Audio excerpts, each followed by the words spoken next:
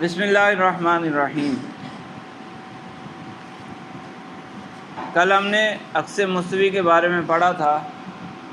عکس مستوی کی تعریف قضیے کی جزء اول کو جزء ثانی کی جگہ اور جزء ثانی کو جزء اول کی جگہ پر رکھنا، اس طرح کہ ایجاب و سلب اور صدق باقی رہے۔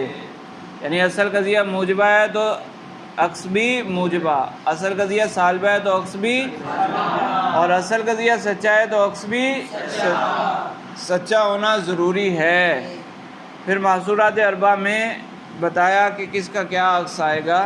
تو آخری جو سالبہ جزیہ تھا اس کے بارے میں کہا کہ سالبہ جزیہ کا عکس بنانا شروع کریں، اگر سالبہ جزیہ کا عکس بنانے لگیں، بنانا شروع کریں، مثالیں چند حاصل کریں سالبہ جزیہ کی، یعنی چند قضیے ہمارے پاس آگے سالبہ جزیہ، اس کا عکس بنانے لگیں اگر، تو وہ عکس سالبہ ہی آئے گا، موجبہ تو نہیں آ سکتا، کیونکہ شرط ہے کہ ایجاب و سلب باقی رہے، عکس اصل قضیہ کے مطابق ہونا چاہیے ایجاب و سلب میں، تو سالبہ ہی ہوگا۔ اور چونکہ اصل قضیہ جزیہ ہے تو عکس بھی جزیہ ہی ہوگا، کلیہ تو نہیں ہو سکتا۔ عکس جو ہوگا وہ اصل سے بڑھ نہیں سکتا، جو بھی نائب ہوتا ہے وہ اصل سے بڑھتا تو نہیں ہے۔ اصل کو جتنے اختیارات ہوتے ہیں نائب کو اتنے اختیارات تو نہیں ہوتے، ایسے ہی ہے نا۔ تو اصل قضیہ جب جزیہ ہے تو عکس کلیہ نہیں ہو سکتا۔ تو چند مثالیں ہمارے پاس آئیں اور ہم اس کا عکس بنانے لگیں سالبہ جزیہ، تو ہم دیکھیں گے کہ چند ان مثالوں میں سے کوئی عکس درست ہوگا، سچا ہوگا، اور کوئی عکس جھوٹا ہو جائے گا۔ جیسے اگر کہیں کہ بعض الحیوانی لیسا بانسان، بعض الحیوانی لیسا بانسان، اس کا عکس بنائے یہ سچا ہے، اس کا عکس بنائے تو بعض الانسانی لیسا بحیوان آئے گا، یہ جھوٹا ہو گیا۔ دوسری مثال آئی بعض الانسانی لیسا بحجر، اس کا یہ سچا ہے، بعض الانسانی لیسا بحجر سچا ہے، اس کا عکس بنائے تو بعد آئے گا بعض الحجری لیسا بانسان، یہ بھی سچا ہے۔ تو ایک دفعہ سچا آ رہا ہے اور دوسری دفعہ جھوٹا آ رہا ہے، تو کبھی سچا آئے گا کبھی جھوٹا آئے گا، حالانکہ ضروری ہے عکس کا سچا آنا۔ تو اب یہ فیصلہ کیسے ہوگا؟ اس کے لیے کوئی قانون ہمارے پاس ہے، کوئی ترازو ہے، کوئی کسوٹی ہے جس سے ہم معلوم کر لیں کہ یہاں سچا ہوگا یہاں جھوٹا ہوگا؟ تو کوئی چیز نہیں ہے۔ ایک جگہ جھگڑا پیدا ہوا تھا، اختلاف چل رہا تھا، بات چیت چل رہی تھی، ایک بندے نے دلیل پیش کی۔ دلیل کا مقصد کیا ہوتا ہے؟ اپنی بات ثابت کرنا۔ دلیل پیش کرے گا، دلیل میں ہی جھگڑا ہو جائے تو دلیل دینے کا کوئی فائدہ ہوا؟ وہ قضیہ یہ جو عکس ہے نا، عکس مستوی کو دلیل میں پیش کرے، سالبہ جزیہ کا عکس مستوی دلیل کے طور پر پیش کرے، تو وہ جس نے دلیل پیش کی وہ کہہ رہا ہے یہ سچا ہے، اور جس نے جو سامنے والا بندہ ہے وہ کہہ رہا ہے نہیں یہ جھوٹا ہے، دونوں کا پھر اختلاف ہو جائے گا، تو اس دلیل کا کوئی فائدہ ہے؟ لہٰذا منطق والوں نے کہا کہ اس کو ہم مانتے ہی نہیں، سالبہ جزیہ کا عکس ہم مانتے ہی نہیں ہیں، یعنی اس کو دلیل کے طور پر پیش کیا ہی نہیں جا سکتا، سالبہ جزیہ کے عکس کو دلیل کے طور پر پیش نہیں کیا جا سکتا، نہ ہم بطور دلیل پیش کر سکتے ہیں، نہ ہمارے سامنے کوئی پیش کرے تو ہم قبول کرنے کے پابند ہیں۔ اگر ہمارے سامنے کوئی پیش کرے گا نا سالبہ جزیہ کا عکس دلیل کے طور پر پیش کرے گا تو ہم کہیں گے کہ بھائی یہ دلیل نہیں ہے، منطق کے نزدیک یہ دلیل نہیں ہے، لہٰذا اس کو چھوڑو، کوئی اور دلیل پیش کرو۔ اب یہ پکا قاعدہ بن گیا کہ اس کو دلیل ماننا ہی نہیں ہے۔ ہاں یہ میں نے بتایا تھا دلیل میں اس کو کس طرح استعمال کرنا ہے، یہ انشاءاللہ اگلے سال مرقات میں آپ پڑھیں گے۔ مرقات میں استعمال کر کے دکھائیں گے کہ عکس مستوی کے ذریعے دلیل دینا، وہ کیسے دلیل دی جائے گی وہاں دیکھیں گے ہیں۔ اگلا سال آئے گا تو دیکھی جائے گی نا بھائی جی ہیں۔ اپنی طرف سے نہیں لکھا، وہ منطق کے قواعد چونکہ کلیہ ہوتے ہیں نا، منطق کے قواعد کلیہ ہوتے ہیں، تو جہاں کبھی کبھی آئے وہ قاعدہ ہی چھوڑ دیتے ہیں۔ نحو میں صرف میں تو یہ ہوتا ہے کہ کچھ چیزیں خلاف آئیں قاعدے کے تو انہوں نے کہا یہ شاذ ہے، یہ شاذ ہے، یہ شاذ ہے۔ تو ایک طریقہ تو یہ تھا سالبہ جزیہ میں وہ یہ کہتے کہ سالبہ جزیہ کا عکس مستوی سالبہ جزیہ آئے گا لیکن یہ شاذ ہے۔ کس نے ہیں؟ کس نے؟ افسر ارسطو نے، ارسطو بس خاموش۔ ہاں تو نہیں، سارے قواعد اس نے نہیں بنائے۔ دیکھو کوئی بھی علم ہوتا ہے تو اس میں ایسا ہی ہوتا ہے کہ ابتدا کرنے والا اپنے مطابق تھوڑی چیزیں لکھ دیتا ہے، پھر بعد میں جو اس کے امام آتے ہیں، علماء آتے ہیں اسی فن کے، اسی علم کے، تو وہ اس میں اضافہ کرتے رہتے ہیں۔ جیسے نحو بنائی حضرت علی رضی اللہ عنہ کے غلام نے، حضرت علی رضی اللہ عنہ کے حکم پر حضرت علی کے غلام نے وہ لکھا تھا نا، قواعد لکھے تھے، تو وہ اس شکل میں تھے، جو آپ نحو پڑھتے ہیں اس شکل میں تھے، اس میں تو نہیں تھے۔ تو بعد میں آنے والوں نے اس میں اضافہ کیا، اس کو ترتیب دیا۔ تو یہ اس سے ہی ہوتا ہے کہ ارسطو نے اگر بنایا ہے تو ارسطو نے اپنے مطابق کچھ ترتیب دیا تھا، بعد والوں نے آ کر اس میں اضافہ کیا۔ تو منطقی کل اعتبار سے بات ہو رہی ہے کہ منطق کے قواعد کلیہ ہوتے ہیں، کوئی بھی آگے بنائے گا تو وہ کلی قواعد ہوں گے۔ سمجھ آ گئی؟ نہیں ہوتے، شاذ پڑھا نہیں ہے کیا؟ تو پھر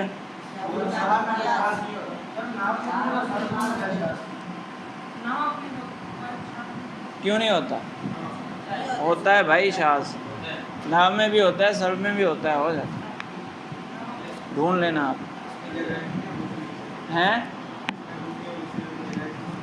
نہیں کوفی بصری نہیں ہے یہ، ویسے جو منطقی ہیں ان کا اختلاف آئے گا نا، جو منطقی لوگ ہیں ان کا اختلاف آئے گا، تو وہ صرفی نامی ہیں۔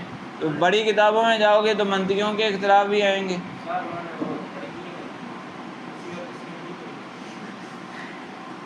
یہ کس نے بولا؟ ارے بھائی، ایک بندے کو ایک چیز کا شوق ہوتا ہے، وہ اس میں زیادہ توجہ دیتا ہے، تو لازمی تو نہیں کہ اس نے باقی چیزیں پڑھی نہیں ہیں۔ باقی چیزیں پڑھی نہیں ہیں، امام ہے وہ ایک چیز میں امام ہے، امام اعظم رضی اللہ عنہ فقہ کے امام ہیں، تو اس کا مطلب ان کو حدیث نہیں آتی؟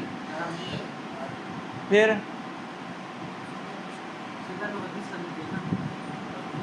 احادیث انہوں نے بھی پڑھی ہیں، فقہ کے امام ہیں، تو اس کا مطلب ان کو صرف و نحو نہیں آتی؟ صرف و نحو میں امام اعظم رضی اللہ عنہ کا قول سنا ہے کبھی؟ امام اعظم نے یوں فرمایا اور امام ابو یوسف نے یوں فرمایا، ایسا کبھی سنا ہے؟ تو اس کا مطلب ان کو نحو نہیں آتی تھی؟ بھائی ہر ایک کی ایک فیلڈ ہوتی ہے نا، اس فیلڈ میں وہ رہتے ہوئے کام کرتے ہیں۔ چلو بس، اس کے بعد عکس نقیض۔ عکس نقیض کیا ہے؟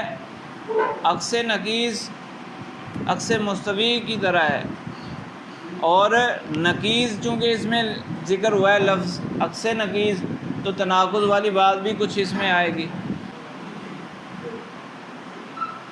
تناقض میں ہم نے پڑھا تھا کہ نقیضیں قضیوں کی بھی ہوتی ہیں، مفردوں کی بھی ہوتی ہیں، پڑھا تھا نا۔ انسان کی نقیض لا انسان، وہ تقابل کی اقسام میں بھی ہم نے پڑھا، تقابل تناقض، اس میں کیا تھی؟ انسان اور لا انسان۔ تو نقیضیں مفردوں میں بھی ہوتی ہیں، الفاظ میں بھی نقیضیں ہوتی ہیں، قضایا میں بھی ہوتی ہیں۔ تو پیچھے جو تناقض پڑھا تھا وہ قضیے کے اعتبار سے پڑھا تھا، عکس نقیض میں کیا ہے؟ عکس نقیض میں عکس بھی ہے. عکس کا مطلب میں نے بتایا تھا نا، پلٹ دینا. اور نقیض کا مطلب نقیض نکالنا. تو اب عکس نقیض میں کیا ہوگا کہ قضیے کے دو اجزاء ہوتے ہیں. پہلے ان کی نقیضیں نکالنی ہے، پھر ان کی جگہوں کو تبدیل کرنا ہے. ٹھیک ہے؟ باقی تعریف ویسے ہی ہے. عکس نقیض کی تعریف وہی ہے کہ قضیے وہاں تھا عکس مستوی میں قضیے کی جزء اول کو جزء ثانی کی جگہ رکھنا. یہاں یہ ہے کہ قضیے کی جزء اول کی نقیض کو جزء ثانی کی جگہ رکھنا، اور جزء ثانی کی نقیض کو جزء اول کی جگہ رکھنا، اس طرح کہ ایجاب و سلب اور صدق باقی رہے. پوری تعریف ایسے ہی ہے، صرف نقیض کا فرق ہے. ٹھیک ہے؟ تو اس کو بنانا کیسے ہے؟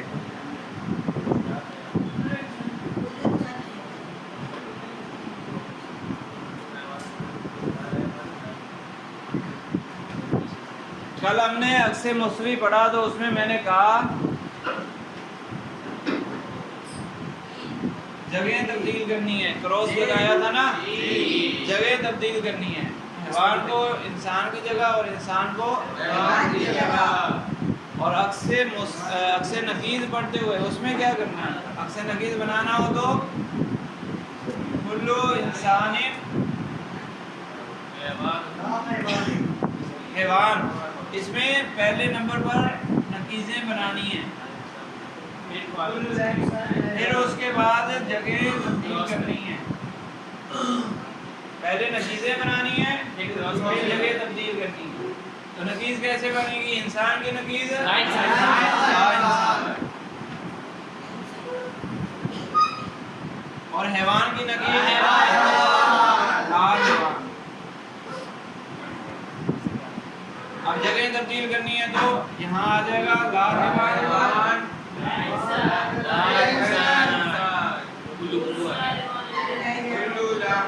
یہ موجبہ ہے. کلو انسان حیوان موجبہ ہے، موجبہ کلیہ ہے نا. تو عکس کیا آئے گا؟ وہ بھی موجبہ ہی آئے گا، وہ بھی موجبہ آئے گا. ایک منٹ، موجبہ آئے گا. اور اصل اوپر سچا ہے یا جھوٹا ہے؟ کلو انسان حیوان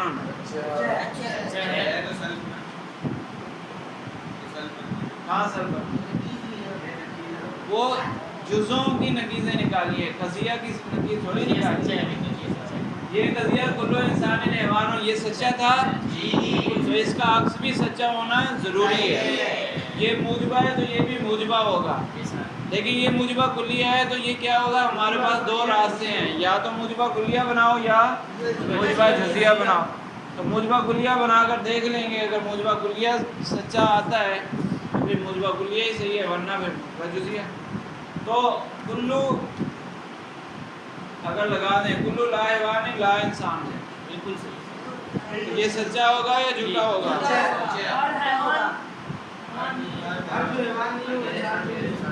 جی لا انسان، لا انسان کا ثبوت ہے، لا انسان کا ثبوت ہے لا حیوان کے ہر فرد کے لیے. لا انسان کون کون ہوتا ہے؟ لا انسان اسد، بلاد، فرس. فرس بھی لا انسان ہے، فرس لا انسان ہے. غنم، بکر، شجر، حجر، یہ سارے لا انسان ہیں. حجر میں آ گئے، یہ سارے لا انسان ہیں. اور لا حیوان کیا ہے؟ انسان، سوری اس میں حجر لا حیوان ہے. فرس لا حیوان ہے، حیوان ہے نا، لا حیوان تو نہیں. تو فرس کیا نہیں آ سکتا؟ حجر اور غنم، غنم اور حجر اور شجر.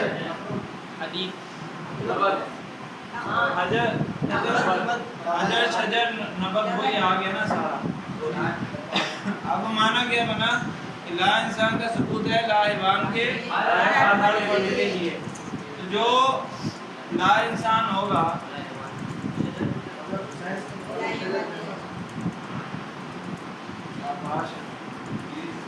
یہ سائنس پڑھ رہے ہیں تو لا انسان کا ثبوت ہے لا حیوان کے یعنی جو لا حیوان ہوگا لا انسان بھی تو ہوگا نا. تو صحیح ہوا یا غلط ہوا؟ جو لا حیوان ہوگا وہ لا انسان بھی تو ہوگا نا. یعنی جو حیوان نہیں ہے وہ انسان ہو سکتا ہے. ہاں وہ تو ہوتا ہے. جو لا انسان نہیں ہے اس میں دیکھ لو پھر جو حیوان ہے وہ انسان ہوگا. جو حیوان ہے وہ انسان ہوگا. لفظ حیوان کا ثبوت ہے. لفظ حیوان کا ثبوت ہے انسان کے ہر فرد کے لیے. یعنی جو انسان ہوگا وہ حیوان تو ہوگا. انسان میں جو جو آئے اس کو حیوان کہا جا سکتا ہے. لا حیوان میں جو جو آئے اس کو لا انسان کہا جا سکتا ہے. صحیح ہے یا غلط ہے؟ بالکل صحیح ہے. کیا نہیں سمجھ آیا؟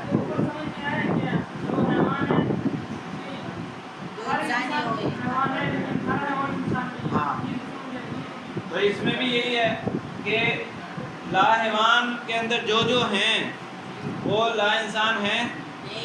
حجر شجر یہاں موجود ہے. جو جو لا حیوان ہے وہ لا انسان بھی ہے. لیکن جو لا انسان ہے وہ حیوان ہے لا حیوان ہے. فرض غنم بکر لا انسان تو ہے لا حیوان ہے نہیں ہے نا. لا حیوان حیوان ہے نا تو لا حیوان ہے. جو حیوان ہوگا وہ لا حیوان ہو سکتا ہے. پھر یہاں جو تم کہہ رہے ہو کہ جو حیوان ہوگا اس کا انسان ہونا ضروری تو نہیں ہے نا. جو جو حیوان ہے وہ انسان ہو سکتا ہے لازمی تو نہیں. اسی طرح جو جو لا انسان ہے وہ لا حیوان بھی ہو ایسا ضروری ہے کیا؟ یوں تھوڑی دیکھا جاتا ہے. بس یہ دیکھا جاتا ہے خبر کی جگہ پر جو لفظ آیا ہے وہ لفظ اس مبتدا میں جو افراد ہیں ان کے لیے بولا جا سکتا ہے یا نہیں. خبر والا لفظ خبر والا نام مبتدا کے اندر موجود افراد کو دیا جا سکتا ہے یا نہیں یہ دیکھا جاتا ہے. تو لا انسان والا نام لا حیوان کے اندر موجود افراد کو دیا جا سکتا ہے یا نہیں دیا جا سکتا؟ ارے لا انسان والا نام لا حیوان کے افراد کو دیا جا سکتا ہے یا نہیں دیا جا سکتا؟ تو یہ سچا ہوا یا جھوٹا ہوا؟ جو جو لا حیوان ہوگا وہ لا انسان تو لازمی ہوگا. جس طرح جو انسان ہوگا وہ حیوان لازماً ہوگا. یعنی اس کو حیوان والا نام تو ملے گا. تو اسی طرح جو لا حیوان ہوگا اس کو لا انسان والا نام تو ملے گا. جو لا حیوان ہوگا یعنی جو حیوان نہیں ہے تو وہ انسان ہو سکتا ہے. جو حیوان ہی نہیں ہے تو وہ انسان کہاں سے ہوگا بھائی؟ حیوان بنے گا تو پھر دیکھیں گے نا کہ وہ انسان ہے یا انسان کے علاوہ کوئی اور ہے. جب حیوان ہی نہیں ہے تو پھر انسان یا انسان کو دیکھا جائے گا کہ انسان ہے یا فرس ہے یا غنم ہے. جو حیوان نہیں ہے لازمی بات ہے کہ وہ انسان بھی نہیں ہوگا. سمجھ آئی ہے کہ نہیں آئی؟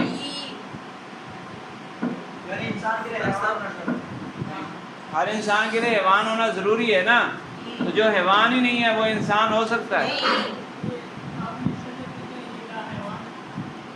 ہاں کیا کس میں کون سی چیز لا حیوان؟ حضرت صاحب یہ جو سوال ہے آپ کا اس کا جواب ہم تعلیم المنطق کے شروع میں پڑھ چکے ہیں. جب حیوان کی تعریف پڑھی تھی اس وقت آپ کے ذہن میں یہ سوال نہیں آیا؟ حیوان کی تعریف کیا تھی؟ قائم بنفسی اور قابل لبادی سراسا، قابل نمو، حساس، متحرک بالارادہ. تو پودے حساس متحرک بالارادہ ہوتے ہیں تو پھر وہ حیوان ہوتے ہیں. اس نے گمراہ کیا تو تم گمراہ ہو گئے. اس نے بولا تو تم بھی ادھر ہی چلے گئے, اس کے پیچھے تم بھی چلے گئے. واہ.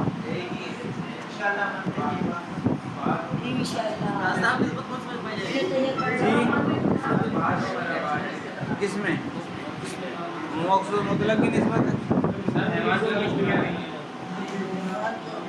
جی پہلے یہ تو پڑھ لو بھائی,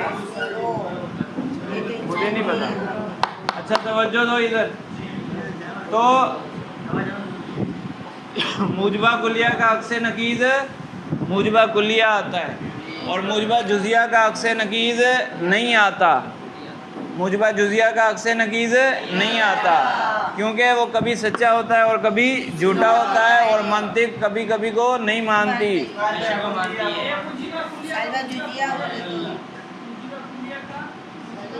کلیہ ہی آئے گا. موجبہ کلیہ کا عکس نقیض موجبہ کلیہ ہی آئے گا. جیسے کلو انسان حیوان کا عکس نقیض کلو لا حیوان لا انسان آتا ہے, موجبہ جزیہ کا عکس نقیض نہیں آتا, اس لیے کہ اگر موجبہ جزیہ کا عکس نقیض لائیں تو وہ موجبہ جزیہ ہی آ سکتا ہے, کوئی اور نہیں لا سکتے. لیکن جب وہ موجبہ جزیہ لائیں گے تو وہ ہر جگہ سچا نہیں ہوتا. مثلاً بعض الحیوان لا انسان سچا ہے. چلیں یہ مثال پھر کل انشاءاللہ پڑھ لیں گے.